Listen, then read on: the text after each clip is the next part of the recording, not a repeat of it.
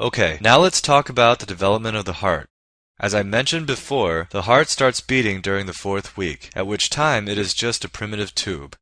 Its structures develop into the more familiar form of the mature heart by the 7th week. The truncus arteriosus gives rise to the ascending aorta and pulmonary trunk. The bulbus cordis gives rise to the right ventricle and the right and left outflow tracts. Primitive ventricle becomes part of the left ventricle, and the primitive atrium becomes the trabeculated parts of the left and right atria. For the lower structures on this diagram, remember that this tube will loop around so that the place where blood comes into the heart, which is at the right atrium, is situated at the right, superior aspect of the heart. So the left and right horns of the sinus venosus become the coronary sinus and the smooth part of the right atrium respectively. Lastly, the right common and anterior cardinal veins, which feed into the sinus venosus, become the superior vena cava. Normally, the truncus arteriosus divides into the pulmonary artery and the aorta, and the septum that divides the two structures arises from the neural crest. There are several conditions that cause pathology relating to the truncus arteriosus, almost half of which are associated with chromosome 22q11 deletions. This deletion causes the tetralogy of Fallot, where the aorta is shifted over to the right, overriding the right ventricular outflow tract. It also is responsible for DeGeorge syndrome. Another important pathology is transposition of the great vessels, in which the septum does not spiral, and therefore the right ventricle sends blood to the aorta, while the left ventricle sends blood out through the pulmonary trunk. Lastly, a persistent truncus arteriosus is when the septum does not form at all, and blood ejected from the left and right ventricles is mixed together as it leaves the heart. These conditions are all discussed more in the cardiology lecture. The next heart structure we'll cover is the interventricular septum.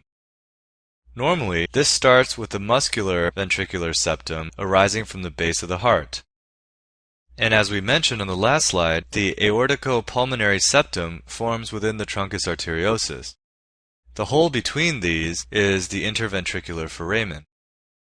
As the muscular ventricular septum grows, it eventually fuses with the aorticopulmonary septum, closing the interventricular foramen. The endocardial cushion, which we'll discuss on the next slide, separates the atria, but also contributes to the ventricular septum. If the ventricular septum does not form properly due to improper neural crest migration, transposition of the great vessels or persistent truncus arteriosus can result. Also, blood can pass freely between the ventricles if the septum does not develop properly. Since the left ventricle pumps with more pressure than the right, this initially causes left to right shunting. However, this leads to Eisenmenger syndrome, which is when increased pressure by the shunt causes vascular hypertrophy, which increases pulmonary resistance to blood flow and therefore reverses the shunt to a right to left shunt. This is discussed more in the cardiology lecture. Development of the interatrial septum has a few more steps than the ventricular septum, but the nomenclature is pretty intuitive.